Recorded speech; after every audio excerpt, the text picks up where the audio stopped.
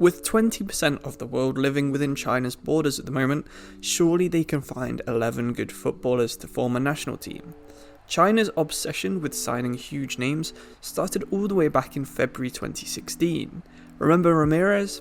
He was so overpowered on foot 15 that Jiangsu Suning threw £21 million at Chelsea to secure his signature.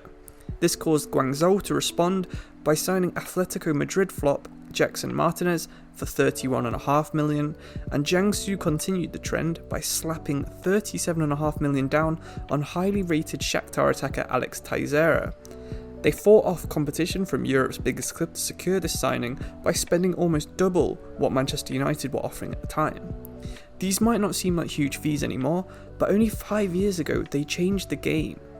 Transfer fees reached their peak in 2017 when Shanghai splashed a combined £105 million on the Brazilian duo of Oscar and Hulk. However, since then, Chinese football transfers have noticeably dipped, and this is part of an effort by the Chinese government to curb international spending. From the focus shifting away from forming a Chinese super squad to more of signing Chinese youngsters and developing them into a national team player, the league is in a pretty interesting transition state. Half the teams still have their highly paid, expensive Brazilian talent, and the other half of the league have been promoted in the last few seasons and never had the chance to splash this cash. With the new rules focusing more on Chinese talent being in the teams, quite a lot of the Brazilian players have decided to take up Chinese nationality. Fernando, for example, or Fernando as he used to be called in his Brazilian name, and Aikasen, or Aikasen when he used to be Brazilian, have both become Chinese over the past few seasons. Out of the 5 best players for the Chinese national team, 4 of them were born in Brazilian, and the 5th doesn't play in China. This gives you a task, if you do decide to manage in China, of trying to develop the next generation of Chinese players. The average age of the Chinese national squad is currently nearly 29 years old, and in real life is approaching 30 as another year has passed since FIFA started. This could be worse, however, as China's big rivals India currently have an average age of 33, but it'll be up to you to try and balance the big budgets and the youth academy needs of some of these Chinese clubs. The squad rules for the league are fairly simple too. It's simply 4 foreigners in a matchday squad with maximum of 1 on the bench. The national age groups are lagging behind Japan and South Korea, who China think they should be at least on an even playing field with. So realistically, you're going to want to try and get 7 very young Chinese players, and then maybe 4 Brazilians or Argentinians or Italians, who seem to be the 3 most popular nations to move to the Chinese league.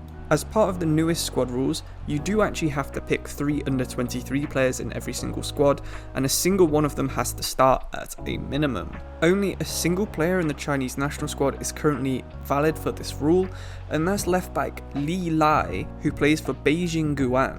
If you start as Beijing, or if you play as another team in the league, it would be very interesting to see if you can try and pick this guy up. Other key players in the league include Zhu Qianji from Shanghai, Duan Liu Yu, who plays for Shandong, and centre-back Yu Zhang, who has a growth of over 23 points. These 3 players are China's only real hope of performing well at an international tournament, unless you can get your youth academy set up exactly right.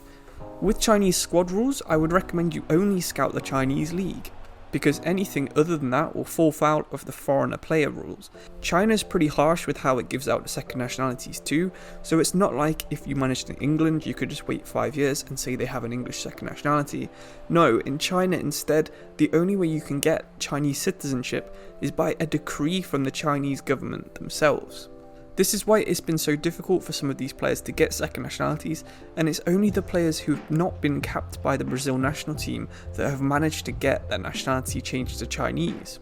In terms of teams, there's only one real standout team who are the best of all the rest. It's Guangzhou Evergrande. You might know them for having Aikasen, as we previously mentioned, but also Alan Carvalho, Paulinho, Fernando, and Anderson Talisca, who of course is very popular in Ultimate Team. This makes them the best team in the whole league. Their whole attack can be around 80 rated, which is way better than the average of the league, which is probably around 67 rated. Signings for this league are easy too. Compared to the squad rules where you only need 4 foreign players in each squad, you can sign pretty much whoever you want from any nation. While the transfers have slowed down as I mentioned before, you can still get away with spending decent sums on pretty average players. So if you find someone between maybe 75 and 82 rated that you would like to pick up, the chances are they probably would end up in China realistically. But anyway, that's all I have for this video.